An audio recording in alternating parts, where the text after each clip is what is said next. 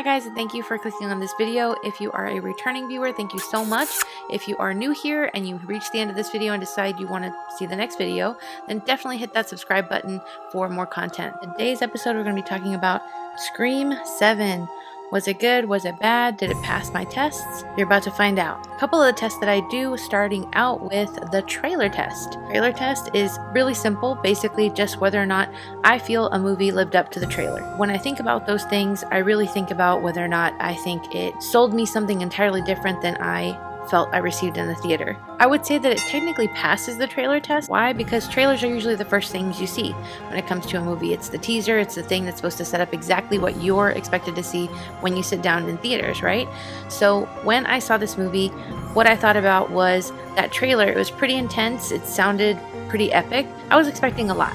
The thing is, when it comes to this particular movie, one thing that was a little different about this movie to begin with is that the storyline had to be entirely revamped because they had to change up the story entirely since the character of Sam was cut from the entire story. And I feel like a lot of the plot line for the last two movies hinged big time on Sam's character, which is a bit of a bummer. Either way, because I'm a fan of horror movies in general and because the original is one of my favorites, because I remember seeing it specifically in elementary school with family on a Blockbuster Friday night with pizza, and we were all just on edge trying to figure out who the killer was. Enjoyed the entire ride throughout the movie. So I do have a soft spot for this franchise in particular, and because like Neve Campbell's character Sidney, you basically grew up with this movie, or I did anyway. I enjoyed the whole vibe of the entire first three movies. I can watch those pretty much anytime they're on. I love the dark humor in it. I like the flow of the movies. I do feel that there is a little bit of a fall off because of the fact that characters have to be killed off. Sometimes when you have a certain chemistry in a movie because of the characters and the way that they interact with each other, after so long and most of those characters are killed off, of course the movie's not going to have the exact same vibe or feel to it. And especially now with there only basically being two main characters from the original franchise movies, it does feel like a far cry from those original movies. But I'm going to get into exactly what the details are on what I liked and disliked about this movie in just a moment. One of the other tests that I tend to do is the husband sleep test. So if you're like me and you have a movie watching partner who is a little on the sleepy side and they tend to completely just knock out if a movie is not completely engaging them, that is my husband. So in this particular case, I use him as my test subject when it comes to that. And if he falls asleep, then I call it a fail. And if he doesn't fall asleep and he's fully engaged and feels like it was an entertaining movie, then I consider it a pass. So that in mind, this movie passed with flying colors as far as the husband sleep test. Granted, I will disclose we were in the D-Box seats at Cinemark and they do the whole vibrating movement thing. But even though we were, I will say that this movie is not one that I would recommend seeing in D-Box, only because the movement really isn't a lot. There isn't a whole lot of vibration and things going on. I would leave that to a bigger thrill ride movie like Jurassic World. That was a definite movie to watch in the D-Box seats because there's a lot of adventure, rumbling, moving around. This one, not so much. But he stayed fully engaged and he thought that it was entertaining enough to pass the test. On a similar note to that, I do a balance test. So basically when I think of the balance on a movie, I'm thinking of whether or not there was enough thrills and action and scares to balance out the story. Sometimes when you see a movie, there's way too much drag, storyline, they take too long to get to the point, and when it comes to that, I consider that an unbalanced movie. In this case, I think that the first beginning parts, even though it does start out with technically a kill scene, the first 15-20 minutes I would say just felt too slow. It didn't really feel like it added enough to the plot line, and it didn't pick up enough. However, once it does get going, it just continues nonstop, and I really enjoyed that about it. The other thing that I liked is that there is kind of a midway climax in this movie, which was unexpected and I did enjoy. So that being said, I found it to be balanced enough to be considered balanced, but if you're someone who needs the entire thing to be completely thrilled start to finish, then this one is going to lose you in the beginning.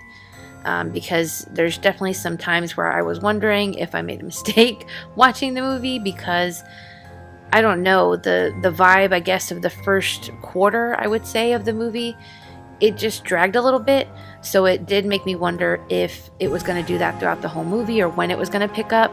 But once it did, I was not disappointed on that end. Just a warning, I am going to give some spoilers in this because it's just really kind of impossible to fully review the movie the way I want to without discussing certain plot points. So that considered, if you are wanting to see this movie without any spoilers whatsoever, then I would go ahead and stop watching right now. If you really don't care about spoilers and you're okay with that, don't worry, I'm not going to ruin the ending. I'm not going to tell you specific details entirely. However, there are certain things that are meant to be surprises during the plot of the movie that I am going to allude to or talk about. So that considered, if you want everything to be a mystery before you go into the theater, then fair warning, go ahead and stop this video now. You've been warned. So here are the things that I liked and felt were the strong points of this movie. Gale Weathers' character, I love her in this whole franchise. She is that dark humor, force of nature that you need throughout this movie. Her character is empowered. She's always just kind of that plucky relief that you need at the right time. And she's exactly that in this movie. I was really happy to see that. They kept her character very consistent, and I always like when they do that. On the other end, Mindy and Chad, the brother and sister, I enjoy their characters. They're completely new as far as the last couple of movies. They were introduced as Randy's niece and nephew. I just really like their energy, their vibe. I think they play really, really well off of each other, and I would honestly watch any movie that they're in. I wish they had more screen time than they do, and if you haven't seen it, Mason Gooding is actually really good in the Hard Eyes movie. So if they do end up making another one down the road and they are main characters, I am all for it. I do think that at a certain point, just like with any franchise, you gotta either give it a rest or really completely revamp everything. So I'm always open when they decide to make new movies. Why? Because I'm a horror fan. So of course, anytime there's a new horror movie, I'm always going to be game for that, and I'm always going to be open to at least seeing it, to see what they do with the plot, what happens. However, I know that there's only so much they can do with these particular characters and storylines, so I'm okay with either one. If this is where they end it and there's no more, that's okay. But if there is more, I'm always down to watch. I mean, even when a horror movie is kind of bad, I still somewhat enjoy it. It's just my genre. It's one that I enjoy watching, so take that as you will. There is also a mid-movie climax / plot twist type of a scenario. It is something that has not been done in the other Scream movies in this franchise. Anytime that a horror movie can surprise me and doesn't go exactly by the same recipe as all their other movies, it can either go one way or the other. It can go really badly, it can go well. In this case, I think it went well. I do feel like it shook up the storyline enough that it actually helped to draw me back into the plot, and because of that, I found this to be a plus. Another good plot point for me was the overall character arc for Sidney Prescott's character. I wasn't sure exactly how they were going to play that out. I am so happy for what they did with her character. I think that it was exactly fitting with how it all played out. I think they took her character in a great direction, and because of that, and because of where the ending went and how it went from the beginning movie all the way to this one, watching her character throughout the entire movies, like if you watched it in a marathon, you'll be happy with where they took her character. I also really liked that they showed that she seemed to have built on her knowledge base basically from her experiences in the past movies. Anytime that they show someone actually doing something practical that looks like they learned from something else in the previous installment, I enjoy those types of things. I think that's great because obviously if someone's going to survive multiple horror movie type scenarios, you'd expect them to eventually become knowledgeable in survival. And because of that, the way that they had her have more preparation for those type of situations, I was glad that that was added in there. Be prepared that there are a ton of absolutely not subtle at all nods to the original movie. You can either take that as a positive or a negative. I feel like at times I thought it was overkill and just too in your face on the nose. However, I do like that they still had that perfect string attaching this movie to all the other ones, especially the original one, because this one was directed by the writer. So I found it to be both a plus and a negative, and I'll explain why on the negative side once I get to that. But for the positive, I like that there's a lot of reminders to the original one. So if, like me, you grew up watching it and you've seen it enough times, you are absolutely going to be immediately reminded and taken back to certain scenes, some of which are what feels like word for word, even down to the music, which was an interesting choice. I don't know if it was good or bad. I guess it depends on what scene and what you like in particular. For me, it was good on some scenes and bad on others. I'm also glad, of course, that Roger Jackson, the original voice of Ghostface, came back for this movie and that he has been there in every single one of these movies. This franchise in particular, I feel like very much hinges upon his portrayal of Ghostface. I just cannot imagine anyone else voicing the character at this point, because he has such a unique voice for the character and because it's just synonymous with the franchise, period. When you look at the Ghostface mask, you hear, "What's your favorite scary movie?" I mean, it's an iconic line. We all have heard it, know it, and it's a canonized thing at this point. So to see that he came back, voiced the character, that I did enjoy. Now to swing over to the weakness side, what I do feel was kind of lacking, speaking of Roger Jackson, is that I do feel that his parts playing the Ghostface voice were definitely lacking in this one. There is something that they change up, and I won't specifically tell you what they change, but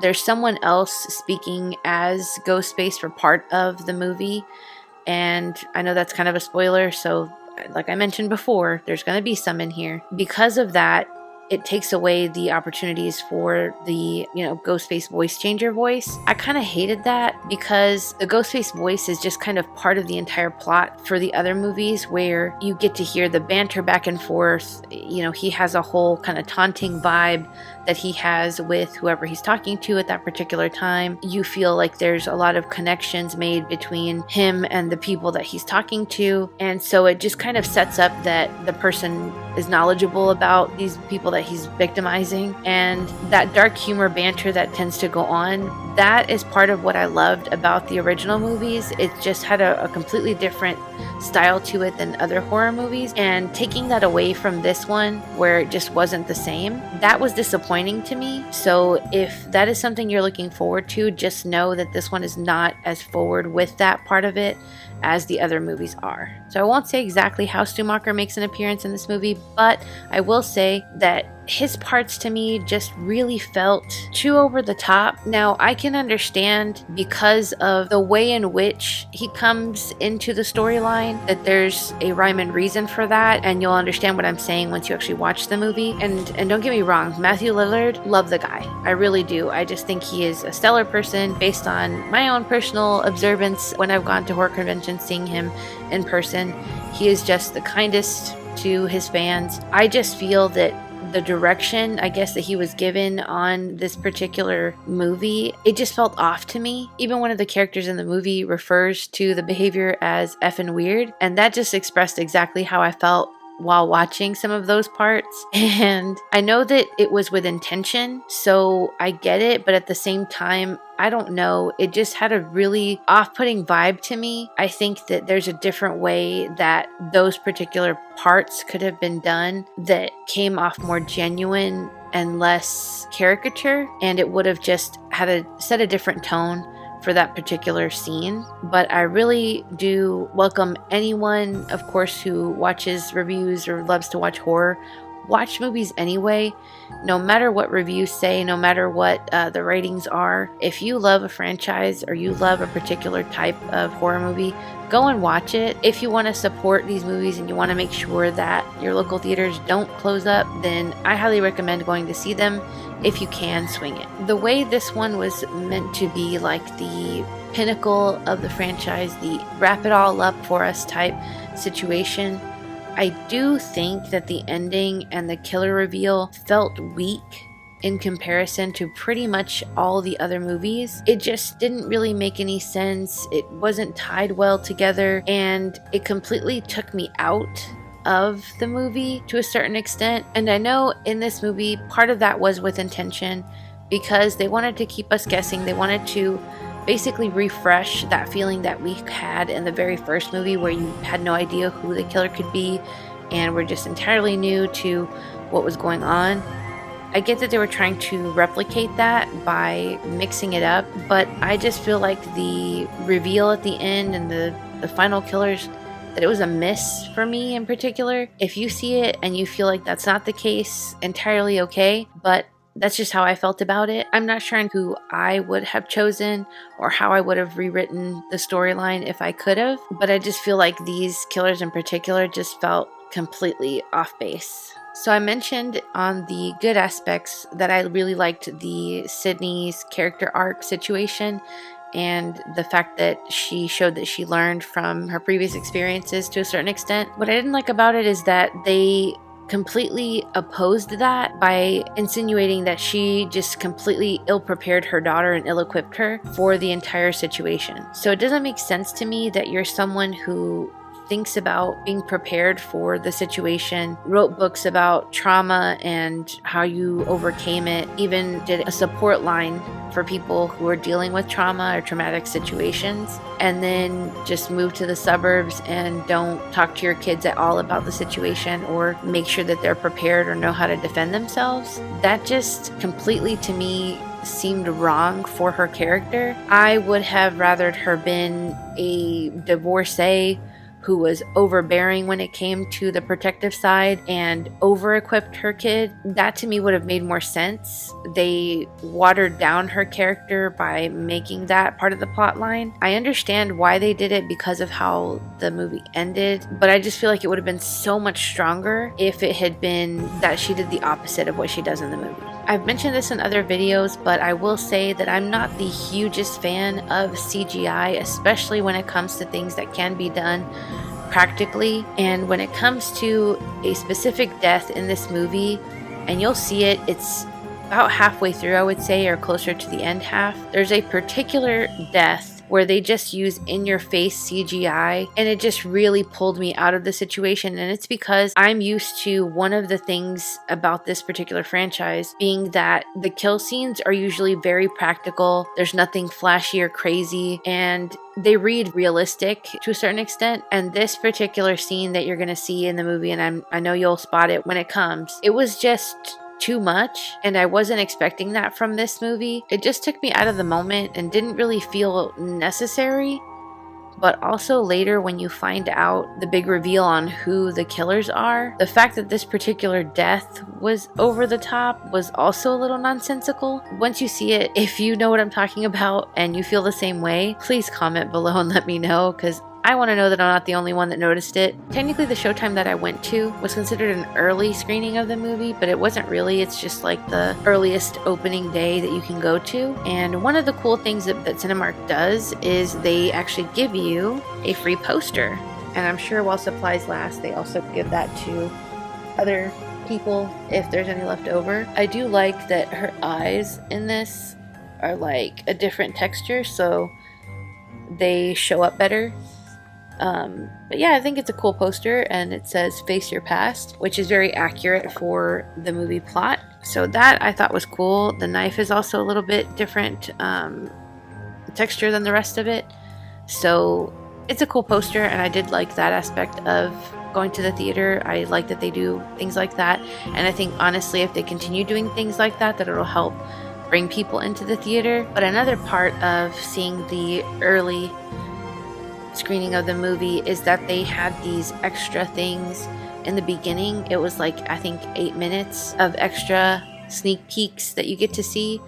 One of the things that they show is a random music video, and McKenna Grace, who is one of the actresses in this movie, she doesn't have a big part, but she's been in other horror movies like the Conjuring franchise. But it's a random music video that's got her and this other singer doing like a duet. The song's not bad, but it being randomly in this sneak preview that has Neve Campbell talking about the movie and also the director, and then also has trivia going on, for that music video to just be plopped in the middle of it felt very odd. But also the music video in itself was just kind of odd. So I just felt like that was just a weird, I want to start my music career thing that felt really out of place. If you end up seeing it early screening, let me know what you thought of this video. While I do enjoy the movies that McKenna Grace has been in when she was younger, some of the stuff that she's been in more recently, I don't feel have been as strong acting wise for her. This one also, I don't really feel like her part was memorable at all. It was just, it could have really been anyone. So to have her do this random music video in the beginning was just, I don't know, it just felt really, really odd and off place. All in all, would I rewatch this movie or buy it once it comes out on home release? I would definitely rewatch it. So I would say I would buy it when it does come out on home release, because of course it's a part of the franchise and I'm gonna want to see it. I think that it fits in perfectly as far as watching these movies as a marathon, because it does bring the story full circle. And I think that honestly it can grow on you over time, where I may feel less critical of it. I don't know. We'll see how that goes when I see it a second time. But for now, as far as my overall rating of this movie, I give it a 6 out of 10. And the reason for that is because I don't feel like it should be a 5, because I feel like that's too low. But I feel like also a 7 is too high because of some of the things that I felt were lacking in it. But either way, I welcome you to make your own opinion. Let me know in the comments what you rate this movie out of 10. If you enjoyed it, if you hated it. I anticipate it should stay at around a 6, just because I really think that that's a fair rating for this movie. If you enjoyed this video, please hit that like button. And if you want to see more content like this, please hit that subscribe button and notification bell so you see my next video. Also, if you want to stick around for more videos, please feel free to click the links to see my playlist on other movie lists I made, like best camping movies, best couple movies to watch. And I'll see you in the next video. Bye guys.